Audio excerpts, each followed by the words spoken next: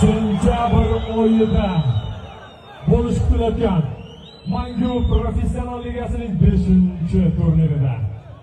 Jasur aka, agar siz ruxsat bersangiz, Magomed Saliyev Doston Bozorovga qarshi. Ikkita sportchida juda katta qiziqish. Albatta muxlislarimiz, Mangu muxlislari bu jangni xohlashadimi? Mangu 5 turnirida Doston Bozorov, Magomed Saliyev. Adibet face to face.